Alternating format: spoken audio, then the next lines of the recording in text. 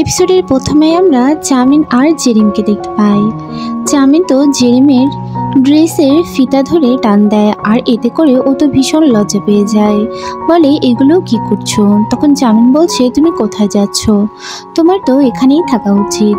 ও তো ভাবে ও ডুহংয়ের সাথে কথা বলেছে, আর এই জন্যই ও চলে যেতে চায়। তখন জেরিম বলতে থাকে, আমার ড্রেসটা আগে ঠিক করো। আর এরপর ও তো তাড়াতাড়ি ফিতাটা বেঁধে দেয়। আর এরপর জেরিম তো বলতে থাকে, তুমি কোথায় যাওয়ার কথা বলছো? তখন ও তো বলে, ডুহংয়ের কাছে না যাওয়াই তোমার বেটার হবে। ছেলেটা খুব একটা ভালো নয়, আর তুমি তো বলেছিলে যে তুমি আজ রাতে আমার সাথেই থাকতে চাও।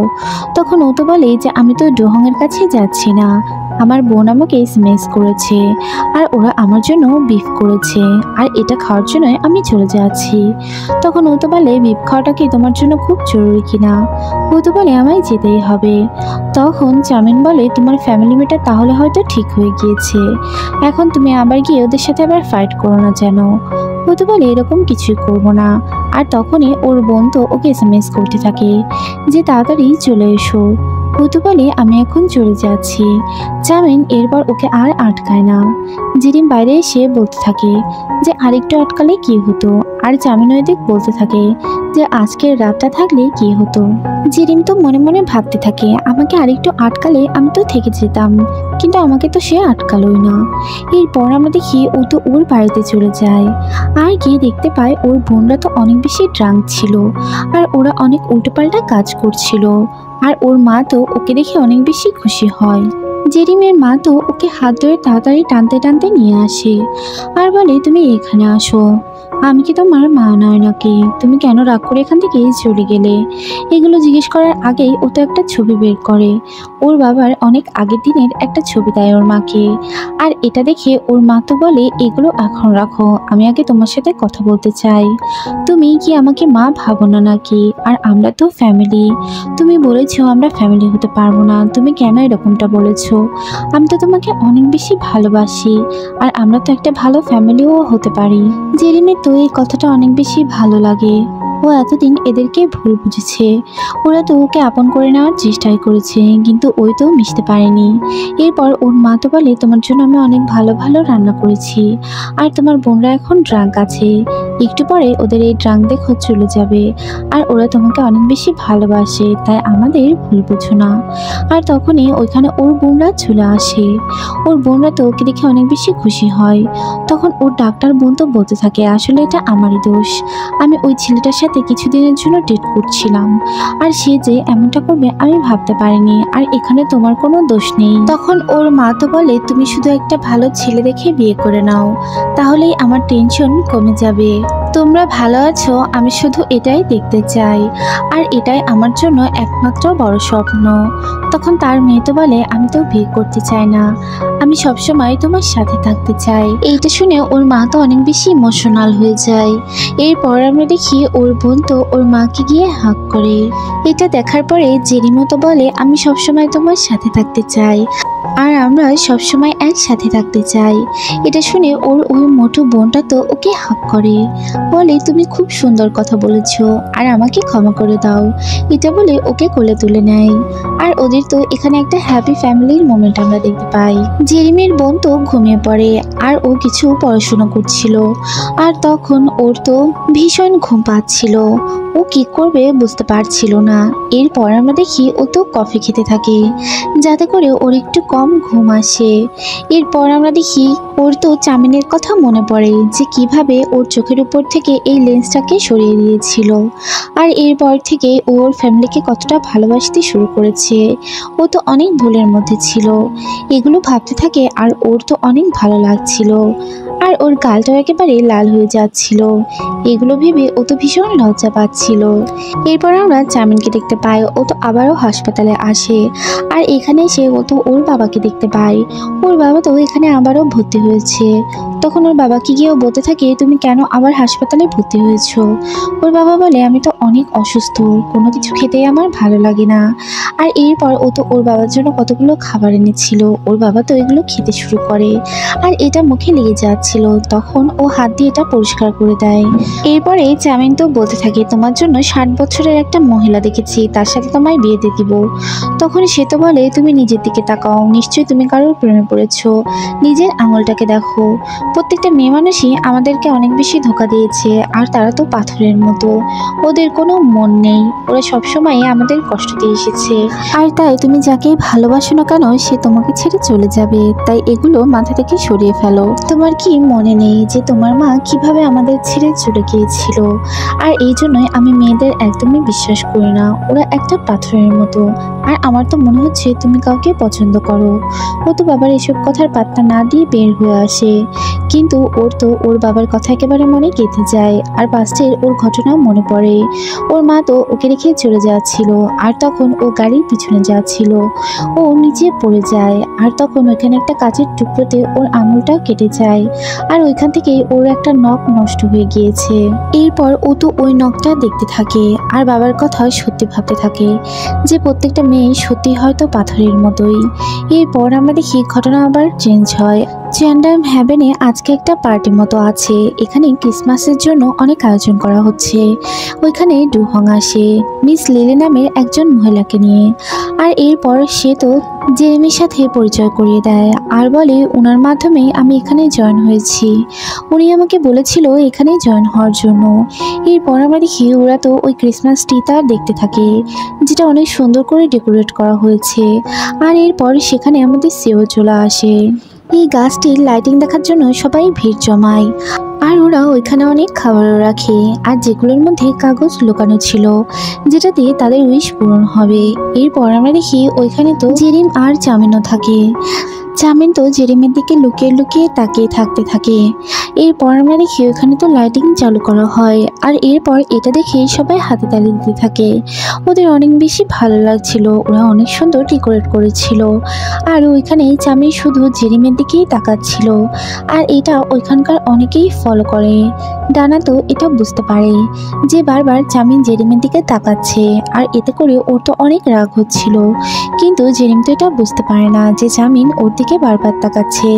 এরপর আমরা দেখি ও তো চোখও লুকিয়ে নেয়, আর মনে মনে ও ভাবতে থাকে যে প্রত্যেকটা মেয়ে সত্যি হয়তো বা পাথরের মতোই।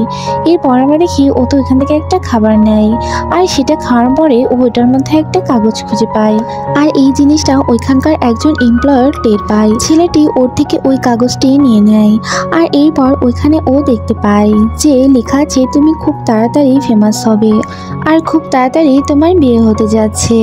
এটা শুনেই সবাই ভাবে ডানার সঙ্গে ওর বিয়ে হবে। এরপর সবাই তো ওইখানে বলতে থাকে যে তোমাদের খুব তাড়াতাড়ি দেখো বিয়ে হয়ে যাবে। এটা শুনে চামি তো এখান থেকে রাগ করে চলে যায়। ও তো আসলে ডানাকে বিয়ে করতে চায় না, ডানার দিকে মন খারাপ থাকে। ওইখানে ও চুপচাপ বসে থাকে। এরপর ওইখানে ওর তো একটা ফ্রেন্ড চলে আসে, আর এই মেয়েটাই জেরিমকে অনেক বেশি জ্বালিয়েছিল। এরপর আমরা দেখি ও তোর সাথে কথা বলতে থাকে, আর জেরিমের বিষয়ে ওকে বলতে থাকে যে এই মেয়েটার জন্যই তোমার সাথে এমনটা হচ্ছে, আর জামিন তোমাকে দেখো বিয়ে করবে না এই মেয়েটার জন্যই। এরপর আমরা দেখি মেয়েটা তো ওর কানে অনেক কথাই ঢুকিয়ে দেয়, আর এরপর ও জেরিমকে ডেকে নেয়, বলে এই জায়গাটাকে তাড়াতাড়ি ক্লিন করার জন্য, এই জায়গাটা অনেক বেশি নোংরা আছে। এরপর আমরা দেখি ও তো বলে ঠিক আছে আমি এখনই ক্লিন করে দিচ্ছি। এরপর আমরা দেখি জেরিম তো ওই জায়গাটা ক্লিন করতে থাকে, আর তখন এই মেয়েটা ওইখানে শয়তানি করে পানি ঢেলে দেয়, আর বারবার এটাকে পরিষ্কার করতে বলে। জেরিম তো কিছুই মনে করে না, আর ডানা এগুলো বসে বসে দেখতে থাকে, আর এই মেয়েটা ওর সাথে এরকম মজা করতে থাকে, আর ওকে বিরক্ত করতে থাকে। এরপর আমরা দেখি জেরিম মেয়েটাকে কিছু না বলে ওই জায়গাটা ক্লিন করতে থাকে। জায়গাটা বেশ ভালো মতো ক্লিন করা হয়ে যায়, আর এরপর মেয়েটা ওইখানে আবারও পানি ঢেলে দেয়। আর তখন তো ও মনে মনে ভাবতে থাকে যে ওকে চামিন কি বলেছিল যে তোমাকে এরা যতই ডিস্টার্ব করুক না কেন তুমি এগুলো গায়ে লাগাবে না, ওরা তো আসলে তোমার যোগ্যই নয়। এরপর আমরা দেখি ও এগুলো ভেবে আবারও ওই জায়গাটা ক্লিন করতে থাকে আর স্মাইল করতে থাকে, কিন্তু মেয়েটা বারবারই ওর সাথে এমনটাই করছিল, ওইখানে বারবারই ও পানি ঢেলে দিচ্ছিল। আর এরপর এগুলো করতে করতে ওর তো ভীষণ রাগ হয়ে যায়। এরপর জেরিম তো বলতে থাকে তোমরা এগুলো কি শুরু করেছো, তোমরা কি ভেবেছো যে আমি তোমার সার্ভেন্ট নাকি? আর এরপর ও তো ওই লাঠিটাই খুলে ভেঙে ফেলে আর ওর কাঁধে নিয়ে নেয়। বলে আমার সাথে উল্টো পাল্টা করলে এটার দিকে তাকিয়ে দেখো, এটা দিয়ে মেরে একেবারে সোজা করে দেবো, আর আমি তো ফাইটিংও শিখছি। এটা বলে ও তো ওই লাঠিটাকে এমনভাবে নাড়াতে থাকে, এটা দেখে ওই মেয়েটা ভয় পেয়ে যায়। আর তখন ওইখানে ডুহংও চলে আসে। ডুহংকে দেখে মেয়েটা ডুহংয়ের কাছে চলে যায়, গিয়ে বলে দেখো জেরিম আমার সাথে কিভাবে কথা বলছে, এই মেয়েটা কতটা খারাপ। তখন ডুহং ওর হাতটা সরিয়ে দেয়, বলে তুমি ওর সাথে অনেক খারাপ ব্যবহার করেছো, তুমি ভেবো না সবসময় আমি তোমার সাইড নিব। আর একটা কথা বলে রাখি, ও আমার পিছনে ঘুরছে না, আমি ওকে পছন্দ করি আর আমি ওকে প্রপোজও করেছি, কিন্তু ও কোনো রিপ্লাই দেয়নি। এটা শুনে জেরিম তো অবাক হয়ে যায় যে ও সবার সামনে এই কথাটা বললো, আর জামিনও এই কথাটা দূর থেকেই শুনতে পায়। এটা শুনে ওরও তো ভীষণ খারাপ লাগে যে ওর মনের কথা ও তো প্রকাশই করতে পারে না, আর ডুহং তার মনের কথা বলে দিয়েছে। সবাই তো বলতে থাকে যে জেরিম তার মনের মানুষ পেয়ে গিয়েছে, আর ও তো এখন সিন্ডারেলাও হতে পারবে। ওরা যখন এই কথাগুলো বলছিল তখন সেখানে জামিন চলে আসে। জামিনকে দেখে ও তো বারবার নিষেধ করছিল এই কথাগুলো বলার জন্য, কিন্তু ওরা তো জামিনকে রাগানোর জন্য বারবার এই কথাগুলো বলেই যাচ্ছিল। জামিন বলছিল আমার সামনে এই কথা বলে কী লাভ, ভালোই হবে ও রাজকুমারকে পেয়ে গেলে। কিন্তু জেরিম তো বারবার ওদের নিষেধ করছিল, বলছিল তোমরা ওকে রাগিও না। এরপর আমরা দেখি জামিনের মন তো অনেক বেশি খারাপ থাকে, আর জামিন ওইখান থেকে চলে যাচ্ছিল, আর ও তো বারবার ওকে আটকানোর চেষ্টা করছিল, আর জেরিম ওর পিছন যাওয়ার চেষ্টা করছিল। জামিন তো এখান থেকেই চলে যায়, আর মনে মনে ভাবতে থাকে ওর বাবার জন্যই এমনটা হয়েছে, ওর বাবাই বলেছে মেয়েদেরকে পাথর ভাবতে। এরপর আমরা দেখি জেরিম তো ওকে আটকে নেয়, আর এরপর বলে তুমি কেন মন খারাপ করছো, তুমিই তো বলেছো যে মনের কথা বলে দেওয়ার জন্য, আর ডুহং তো মনের কথা বলে দিয়েছে, আর আমি তো ওকে নিষেধ করে দিয়েছি, আমি তো আসলে তোমায় পছন্দ করি, কিন্তু তুমি তো তোমার মনের কথা বলো না। তখন ও তো বলে তুমি একটা ইডিয়েট, আর এসব কথা বলে কি লাভ হবে, আমি এগুলো তো নিয়ে ভাবি না। এইটা বলে জামিন তো এখান থেকে চলে যায়, আর ওর তো অনেক বেশি খারাপ লেগে যায়। জেরিম ভাবতে থাকে আমি আর একবার ওর কাছে যাব না, আমি আমার মনের কথাও বলে দিলাম, আর ও তো এটাকে পাত্তাই দিল না। এরপর আমরা দেখি ও মিররে নিজের ফেসটাকে দেখতে থাকে, আর মনে মনে ভাবতে থাকে বাবার জন্য এরকমটা হয়েছে, সে সবসময় মেয়েদেরকে পাথর ভাবতে শিখিয়েছে, আর আমি তো এরকমটাই হয়ে গিয়েছি, আর এই জন্য মনের কথা বলতে পারি না। আর তখন সেখানে ডুহং চলে আসে। ডুহং বলে আমি জানি তুমি অনেক বেশি হয়তো জেলাস ফিল করছো, কেননা আমি তো আমার মনের কথা জেরিমকে বলে দিয়েছি, আর খুব তাড়াতাড়ি দেখো আমরা দুজন ডেটও করব, তুমি তো কিছু করতেও পারবে না। আমি তো জানি তুমি অনেক বেশি ভীতু, তাই নিজের মনের কথা প্রকাশ করতে পারো না। তোমার সামনে দিয়ে আমি জেরিমকে নিয়ে ছুটে যাব, আর তুমি দাঁড়িয়ে দাঁড়িয়ে এটা দেখতে থেকো। ও তো বলে তুমি কি ভেবেছো তুমি যা চাও তাই হবে নাকি। আর তখন ও তো ওকে মারতে থাকে, আর এরপর ডুহংও ওকে মারতে থাকে। এরপর আমরা দেখি ওরা তো এখানে খুবই ফানিভাবে ফাইটিং করতে থাকে, দুজন ছোট বাচ্চাদের মতো মারামারি করছিল। আর এই মারামারি করতে করতে ওরা তো একেবারে লোকজনের মধ্যেই চলে এসেছিল, ওদের মাথায় ছিল না ওরা কোথায় আছে। এরপর আমরা দেখি ওদের ফাইটিং এমন পর্যায়ে পৌঁছে যায় যে দুজন দুজনের চুল ধরে, আর এরপর দুজন দুজনের চুল ধরে মারামারি করতে থাকে, যেটা অনেক বেশি ফানি ছিল। ওদের এই ফাইটিং দেখে সবাই তো অনেক মজা নিচ্ছিল, বলছিল এত বড় হয়ে ওরা কিভাবে মারামারি করছে। এরপর আমরা দেখি যে ওরা দুজন দুজনের চুল এমনভাবে ধরে আছে যে কেউ যেন ছাড়বেই না। এইটা জেরিম আর মিস লিলি তো দেখতে পায়, আর এরপর ওরা দুজন দুজনের মাথায় আঘাত করে। আর তখন আমরা দেখতে পাই জামিন তো বলতে থাকে যে তুমি কেন আমার সাইড নাও না, তুমি কেন সবসময় ডুহংয়ের সাইড নাও। ও তো বলে আমি কেন তোমার সাইড নিব, তুমি তো আমাকে কোনো পাত্তাই দাও না, আর আমি এখন থেকে ডুহংয়েরই সাইড নিব, আর এইভাবে কেউ মারামারি করে নাকি। এরপর আমরা দেখি ওরা দুজন রুমের মধ্যে কথা বলতে থাকে। জামিন তো তখন জেরিমকে বলতে থাকে যে আমি যত খারাপই হই না কেন আমি তোমার সিও, আর আমার সাইডে তো তোমায় নিতে হবে। ও তো বলে কখনোই আমি তোমার সাইড নিব না, তুমি তো আমার কোনো কথাই শুনো না। কিন্তু জামিন তো বলে তুমি সবসময় আমার সাইডই নিবে, আর দেখো ও কিভাবে আমার চুলটা ধরেছে, আমার চুল তো এখন শেষ হয়ে যাবে, সব চুল উঠে যাবে। জেরিম বলে তুমি এটা নিয়েই পড়ে থাকো, আর আমার সাথে আর কথা বলতে বেশো না, কেননা তুমি সবসময় আমাকে কনফিউজড করো। ও তো বলে তুমিও আমায় কনফিউজ করো। তখন জেরিম তো ওকে সরি বলে চলে যায়, বলে আমি সরি যে আমি তোমায় কনফিউজ করি। এটা বলে ওইখান থেকে চলে যায়। আর এদিকে চামিন তো ওর চুল নিয়ে চিন্তায় পড়ে যায়। এরপর আমরা দেখি যে জেরিন তো ওর কাজ শেষ করে বাইরে বের হয়ে আসে। আর তখন সেখানে মিস লিলি ছিল। মিস লিলি তো জেরিনকে বলতে থাকে যে ওদের সাথে যাওয়ার জন্য ডুহং এর স্টুডিওতে ওর সঙ্গে কিছু কথা বলতে চায়। তখন দেখা যায় জেরিন তো রাজি হয়ে যায়, বলি ঠিক আছে আমি তোমাদের সাথে যেতে পারি। এরপর আমরা চামিনকে দেখতে পাই। ও তো একা একা বসে ড্রিঙ্ক করছিল আর মনে মনে ভাবছিল কেন সবসময় ওর সাথে এমনটা হয়, আর বাবার জন্যই ওর এরকমটা হচ্ছে। আর ওর মনের কথাও ও তো বলতে পারে না। এগুলো ভেবে ও অনেক রিগ্রেট ফিল করতে থাকে। আর ও ওইখানেই ড্রিঙ্কস করতে থাকে আর মনে মনে বলতে থাকে কেন ওর সাইড কেউ সবসময় নেয় না। ডুহংয়ের সাইডে কিভাবে জেরিন চলে গেল, আমার কথা তো ভাবলো না। আর যেটা অনেক বেশি ফানি ছিল, ও শুধু শুধু ভুল বুঝছিল। এরপর আমরা দেখি ওখানে একা একা বসেই ও তো ড্রিঙ্ক করে আর বলতে থাকে যে এই ছাতাটাই আমার সব, আর আমার তো আর কেউ নেই, তাই আমি সবসময় এই ছাতাটার সঙ্গেই থাকবো, কারোর আর দরকারও নেই। ও তো অনেক বেশি ড্রাঙ্ক হয়ে যায়। এরপর আমরা ডুহংকে দেখি। ডুহং তো ঘুমিয়ে পড়ে আর মিস লিলি জেরিমের সাথে কথা বলতে থাকে। তখন উনি তো ওনার পরিচয় দেয়, বলে আমার পরিচয় জানলে তুমি অবাক হয়ে যাবে। আর সে আসলে অনেক ড্রাঙ্কও থাকে। এরপর উনি তো ওনার পরিচয় দেয়, বলে আমি তোমার সিওরি মা, আর ছোটবেলায় একটা কারণে আমি ওখান থেকে চলে এসেছিলাম। এটা শুনে ও তো একটু অবাক হয়, বলে এগুলো কি বলছেন। তখন লিলি তো বলে যে আমি ঠিকই বলছি, আমার যখন বিয়ে হয়েছিল আমার শাশুড়ি তো আমাকে মিথ্যে অপবাদ দিয়েছিল। উনি বলেছিল আমি একজনের সাথে নাকি অ্যাফেয়ার করছি, আর এরপর উনি তো আমার নামে মামলাও করেছিল। আর তখনই আমি ডিসিশন নিয়েছিলাম যে আমি অনেক বড় কিছু হব, আর এরপরে কোরিয়াতে আবার ফিরে আসব আমার ছেলের কাছে। এরপর মিস লিলি তো আরও বলতে থাকে আমি আমার ছেলেকে ছাড়তে চাইনি, কিন্তু আমি তো বাধ্য হয়েছি। ওরা আমার ছেলেকে আমার থেকে কেড়ে নিয়েছে, আর ওকে আমি সবসময় অনেক বেশি মিস করেছি। প্রত্যেকটা মোমেন্টে আমি আমার ছেলেকে অনুভব করেছি। এরপর আমরা পাশের ঘটনা দেখতে পাই। উনি তো গাড়িতে করে কোথাও চলে যাচ্ছিল, আর ওনাকে নিতে একটা লোকও এসেছিল। এরপর আমরা দেখি উনি তো সবকিছু ভুলে গাড়িতে উঠে পড়েছিল। আর তখন সেখানে তার ছেলেও তো ডাকছিল, সে না তাকিয়ে গাড়ির মধ্যে উঠে পড়ে। আর পিছন থেকে চামিন তো ওর মাকে মামা বলে ডাকতে থাকে।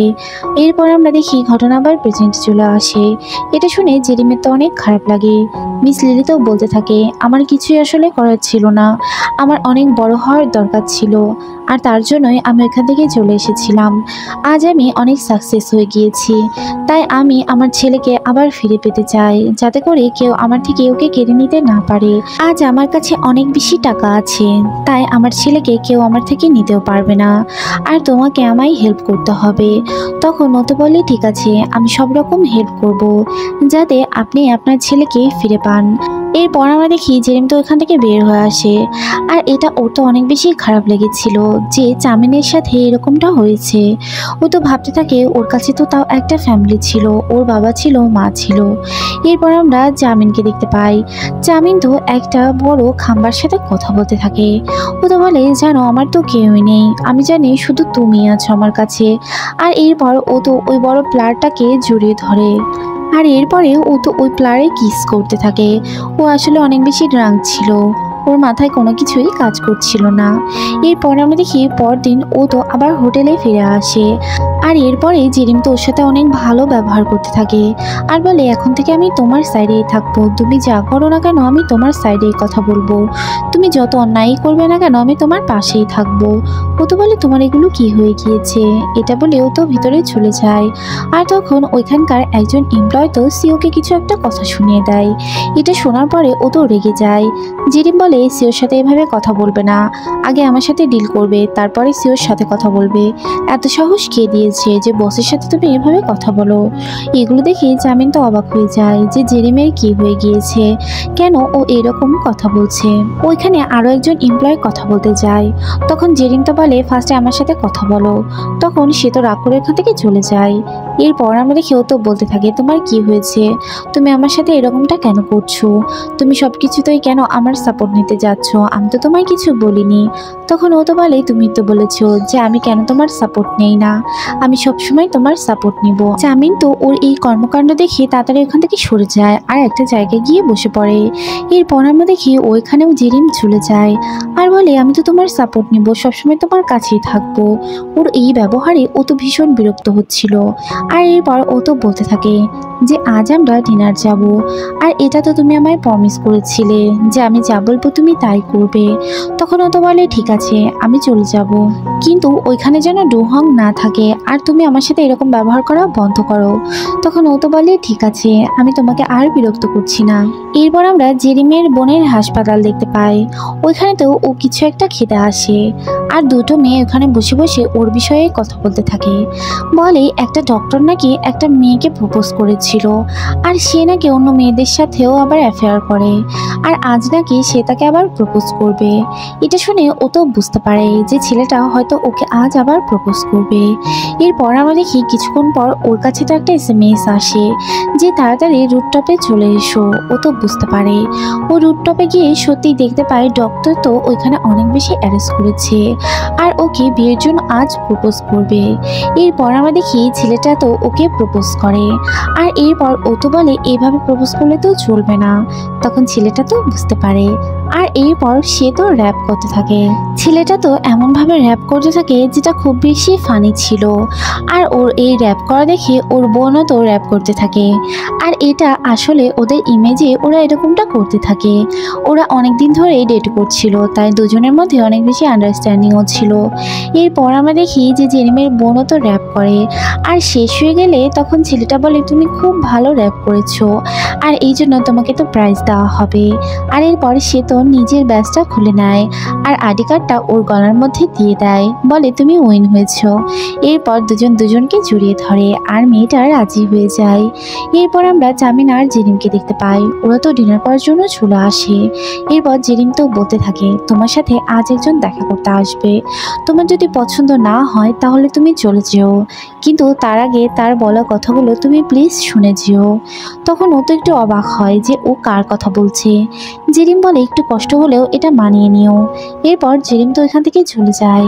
চামিন তো ভাবতে থাকে জেরিম কার সাথে দেখা করার জন্য ওকে নিয়ে এসেছে। এরপর আমরা দেখি ওখানে তো মিস লিলি চলে আসে আর সে একটা বড় ক্যাপ পরা ছিল আর এই জন্য তার ফেসটা চামিন দেখতে পাচ্ছিল না। এরপর আমরা দেখি উনি তো চেয়ারে বসে আর চামিনকে বলে যে তুমি কেমন আছো। ও তো বলে আমি তো আপনাকে চিনতে পারছি না। তখন সে তো তার ক্যাপটাকে খুলে ফেলে আর তার চেহারা দেখার সাথে সাথেই ও তো বুঝতে পারে যে এটা ওর মা। এরপর আমরা ওর মায়ের বাসের ঘটনা দেখতে পাই। উনি যখন গাড়ির মধ্যে ছিল উনি তো টের পেয়েছিল যে তার ছেলে পড়ে গিয়েছে আর তখন উনি গাড়ি থেকে নামতেও চেয়েছিল, কিন্তু এই লোকটা তো ওকে আর নামতে দেয়নি আর ওকে ওইখান থেকে নিয়ে চলে গিয়েছিল। এরপর উনি তো বলতে থাকে যে আমি চেয়েছিলাম যে আমি অনেক প্রতিষ্ঠিত হই আর এরপর তোমার কাছে আসি। এরপর আমরা বাসের আরও একটি ঘটনা দেখতে পাই। চামেলি তো ওর মায়ের সাথে কাটানো সময়গুলোর কথা মনে হতে থাকে যে মা ওকে কতটা ভালোবাসতো। এরপর মিস লিলি তো বলতে থাকে যে আমি তোমায় অনেকটা ভালোবাসি। তখন ও তো বলতে থাকে তুমি কেন আবার ফিরে এসেছো, তুমি এখন এসে আমায় কি করবে, যখন তোমার প্রয়োজন ছিল তুমি তো আমার কাছে ছিলে না আর তোমার এই টাকা তো আমার দরকারও নেই। তখন মিস লিলি তো বলতে থাকে আমি অনেক প্রতিষ্ঠিত হতে চেয়েছিলাম যাতে করে আমার থেকে তোমাকে কেউ কেড়ে নিতে না পারে, আর এই জন্যই আমি তোমার থেকে দূরে সরে গিয়েছিলাম আর আমি তো তোমাকে অনেক জোর করেও কাছে পেতে পাইনি। তখন আমরা দেখতে পাই যে ও তো অনেক কান্না করতে থাকে আর বলতে থাকে এখন তুমি চলে যাও, এখন আর তোমার দরকার নেই, আমি তোমার সাথে থাকতে চাই না, আমি এখন একাই থাকা শিখে গিয়েছি, আমি তো বড়ই হয়ে গিয়েছি। তখন ওর মাও তো অনেক কান্না করতে থাকে আর ছোট বাচ্চাদের মতো জামিন তো কাটতে থাকে আর ওর মাকে ওইখান থেকে চলে যেতে বলে। ওর মা তো বলে যে আমি প্রত্যেকটা মোমেন্টে তোমাকে অনেক মিস করেছি আর পরিস্থিতির জন্যই আমার সাথে এমনটা হচ্ছে, আমাকে প্লিজ ভুল বুঝো না, আমি শুধু তোমাকেই চাই। ওর মাও তো অনেক কান্না করতে থাকে, তার তো ভীষণ খারাপ লাগে যে তার ছেলে তাকে এখন আর একসেপ্ট করতে পারছে না। এরপর আমরা পাত্রের আরও একটি ঘটনা দেখি। চামিনের যখন নখটা নষ্ট হয়ে গিয়েছিল, ও তো এই ছাতা নিয়েই বসেছিল আর এই ছাতাকে ও আপন করে নিয়েছিল। এরপর ও বাইরে ছাতাটা নিয়েই দাঁড়িয়ে থাকে। আর এরপর সেখানে জেরিম চলে আসে আর ও জেরিমকে তো বলতে থাকে, তুমি তোমার লিমিট ক্রস করে ফেলেছো। তুমি এই মহিলাকে কেন আমার কাছে নিয়ে এসেছো? উনি আমার এখন আর মা হন না। যখন ওনার প্রয়োজন ছিল উনি আমার কাছে ছিল না। তখন ও তো বলতে থাকে, তুমি কেন তোমার মাকে এত দোষারোপ করছো? সে তোমাকে ভালোবাসে, হয়তো তোমার কাছে সে ছিল না, কিন্তু পরিস্থিতির জন্য সে দূরে চলে গিয়েছিল। তোমার মা তোমাকে এখনো অনেক বেশি ভালোবাসে, আর ভালোবাসাটা তো ফিল করতে হয়। স্পর্শ না করেও বোঝা যায় যে কেউ কাউকে অনেকটা ভালোবাসতে পারে। মুখে না বললেও বোঝা যায় যে কেউ কাউকে ভালোবাসে। এটা তুমি কেন বুঝো না? তোমার মা তোমাকে অনেক বেশি ভালোবাসে। আর এরপর জেরিম তো চামিনকে জড়িয়ে ধরে, আর তখন ও তো অনেক বেশি ভালো ফিল করতে থাকে। ও তো ছোট বাচ্চাদের মতো কাঁদছিল, আর ওর এই একটা হাগের জন্য ও অনেক বেশি ভালো ফিল করছিল। এরপর আমরা দেখি ওর ছোটবেলার কাহিনী আমরা দেখতে পাই। ও তো এভাবে পড়ে গিয়েছিল, আর ও ফিল করতে পারে যে ওইখানে হয়তো বা জেরিম গিয়ে ওকে কোলে তুলেছিল আর ওকে হাগ করেছিল। ঠিক যেভাবে ওকে এখন হাগ করে আছে, ও তো ছোট বাচ্চার মতোই ফিল করছে। ও ফিল করছে ও সেই ছোট্ট চামিন। আর এরপর আমরা দেখি ঘটনা আবার প্রেজেন্টে আসে। ও আসলে এগুলো ফিল করছিল যে ও একটা ছোট ছেলে, আর জেরিম ওকে কিভাবে আগলে রেখেছে। এরপর চামিন তো ওর হাত থেকে ওর ছাতাটা ফেলে দেয়, আর এরপর ও জেরিমকে টাইট করে হাগ করে আর ওকে জড়িয়ে ধরে বাচ্চাদের মতো কাঁদতে থাকে। জেরিমেরও তো অনেক বেশি ভালো লাগছিল। ও চাচ্ছিল চামিন যাতে এত বাচ্চার মতো কান্না করে, যাতে করে ওর মনটা অনেক বেশি হালকা হয়ে যায়। আর ও এমনটাই করছিল, ও তো বাচ্চার মতোই কান্না করছিল। আর এই মোমেন্টেই সেই এপিসোডটি শেষ হয়ে যায়। এপিসোডটি ভালো লাগলে চ্যানেলটিকে সাবস্ক্রাইব করুন, লাইক করুন, কমেন্টস করুন, আর পরবর্তী এপিসোড দেখার জন্য চ্যানেলটির সাথেই থাকুন। Thanks for watching. আল্লাহ হাফেজ।